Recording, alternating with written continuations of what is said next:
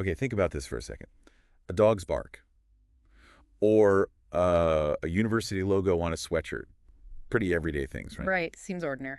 But in California's Central Valley, in Yeah. this sort of hidden layer, those same symbols, they mean something totally different.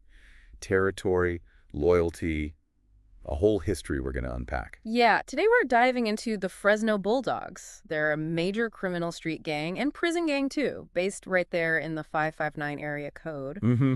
You shared a really interesting Wikipedia excerpt with us. So our mission here is to get a handle on what makes this group unique, their history, what they do, what really sets them apart from other California gangs. Exactly. We want to give folks a clear picture, without drowning in details. Right. Concise but thorough. And just to set the scene, this isn't some small outfit. We're talking maybe 12,000 members, give or take. That's a significant number. Yeah, and spread across quite a few cities in that Central Valley area. Okay, so where does this story even start? How did the Fresno Bulldogs come about? Well, the roots go back to the 1970s, sort of informally, but it was really the 1980s when they started to become the independent gang we recognize now. Okay. A really critical moment was the prison conflict, the wars, around 1984 and 1985. Before that, the group was known as the F-14ers. F-14. Yeah, F-14ers. And they had this kind of loose connection with the Norteños, the bigger Northern California prison gang. Ah, okay. So those prison conflicts were the spark, made them break away. Precisely. That conflict, especially a big clash with the Norteños in '86, some sources even call it the Red Wave, that basically pushed them out on their own. The Red Wave. Yeah. And it was right after that split, that intense period, that they officially took on the name Fresno Bulldogs. Okay, and the name Bulldogs. That's not just random, is it? It connects directly to Fresno State University. Why? What's that about? That's absolutely central to their identity. They adopted the Fresno State Bulldog mascot, the actual bulldog head image, the paw print. They incorporated those right into their graffiti, their tattoos. It became this really strong visual tie to Fresno itself, a way to broadcast, we are from here. It's a powerful local symbol then. And it goes beyond just visuals, doesn't it? I remember reading something about a sound, a kind of call they use. Yes, exactly. The bulldog calling. It's literally a barking sound. Like actual barking. Yeah, it serves as a recognition signal between members, sort of a coded hello, you could say. And they use specific terms too, like calling each other dog or the Spanish perro. Pharaoh, okay. And also Ife, which is just short for Fresno. It builds this kind of internal language, reinforces the group identity. That's fascinating how these hyper-local things become so embedded. Yeah. You also mentioned something kind of unexpected about Fresno State clothing. It became almost like a uniform. It's a really surprising side effect, yeah. Because so many members started wearing Fresno State gear, sweatshirts, hats, everything. It actually caused a huge spike in royalty payments to the university from merchandise sales. No. Seriously. Between the 90s and the late 2000s, those royalties apparently jumped tenfold. An unintended economic boost for the university directly linked to the gang's identity. That is bizarre. A bizarre side effect of local pride, I guess. Yeah. So geographically, Fresno is the heartland, obviously, but they're not just in Fresno City. No, definitely not. Fresno's the core for sure, but they have a pretty solid presence in a lot of the smaller cities surrounding Fresno. These are often grouped together as the county dogs. County dogs, right. The source mentioned places like Clovis, sometimes known as Sanger Bangers there, apparently Dinuba, Reedley, Kerman, Coalinga, Parlier, Selma, Fowler.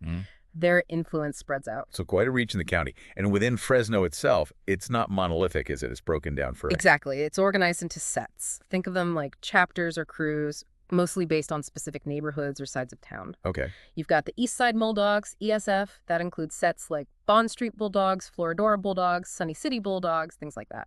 Then there are the West Side Bulldogs, WSF. Sets under that umbrella might be College Street, Parkside, Sunset Bulldogs. And then the North Side Bulldogs, NSF, Highway City, Marty Block, Pinedale, Pleasant Street. It's very localized. A real patchwork across the city based on neighborhood. And then I think I saw a mention of some sets that operate more broadly, not tied to one area. Yeah, that's right. Mm. There are also some citywide sets. DLG was mentioned, Dog Life Gang, RTL Ruthless Thug Life, and Primo's Bulldogs. These groups seem to operate across different areas, not just one specific turf. Okay, so summing that part up.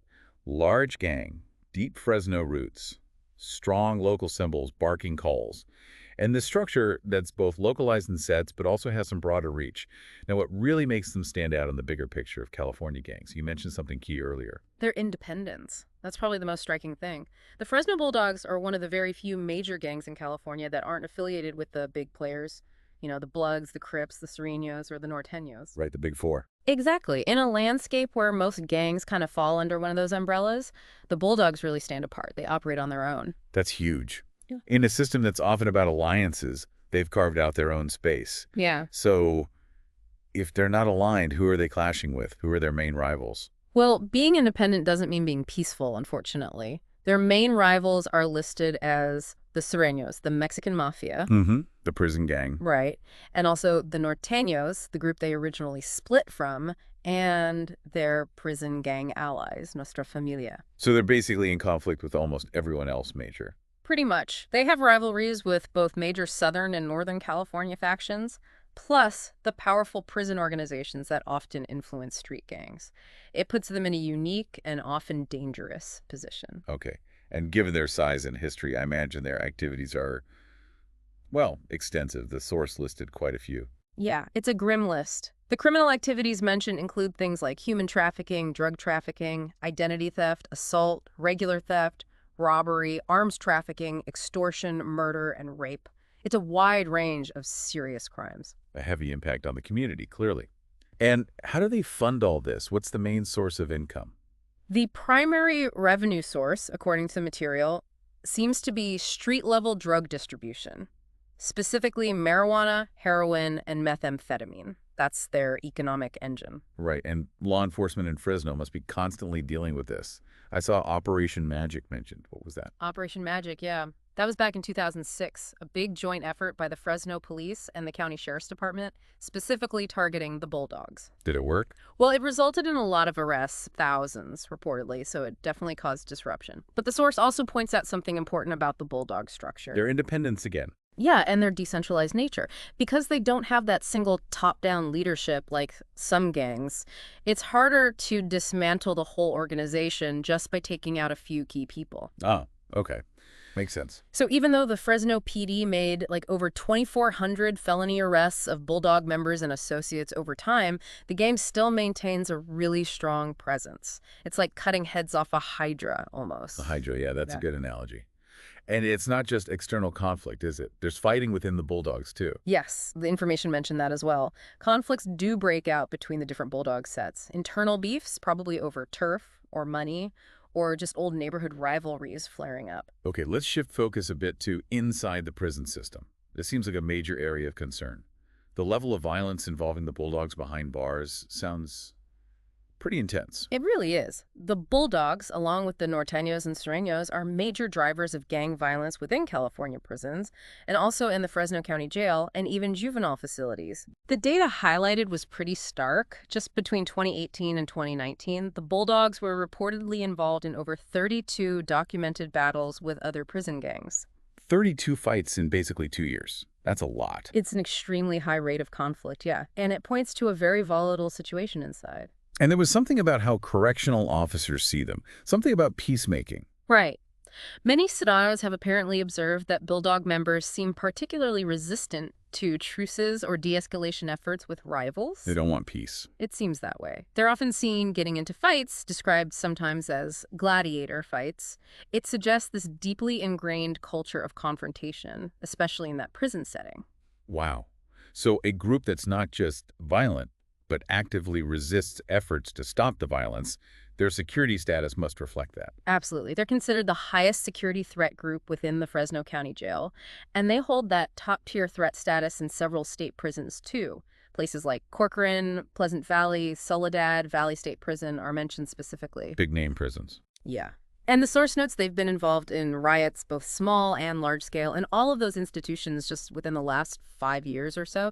It really underlines the challenge they pose inside the walls. It's a sobering picture, definitely. Yeah. Okay, so as we kind of wrap up this deep dive, what are the absolute key takeaways? If someone remembers just a few things about the Fresno Bulldogs, what should they be? I'd say, number one, their independent origins, how they broke away and formed their own identity. Number two, that intense local connection, The Fresno pride, the Oh. symbols, the name itself. The Bulldog. Exactly. Number 3, the sheer breadth of their criminal activities. And number 4, their major, often violent role within the California prison system. And definitely that point about their independence. They're a major player, but they operate outside those established Bloods, Crips, Sureño, Norteño networks. Precisely. It makes them unique and in many ways maybe even more unpredictable. So when you put it all together, the deep history, the strong local roots, the fact that they persist despite decades of law enforcement focus, both on the street and inside prisons, it really makes you wonder, doesn't it? What are the deeper things going on? You know, the social factors, the economic conditions in these communities that allow a group like the Fresno Bulldogs to become so entrenched and just endure. That's the big question, isn't it? What underlies it all? Yeah, Huh? definitely something to keep thinking about.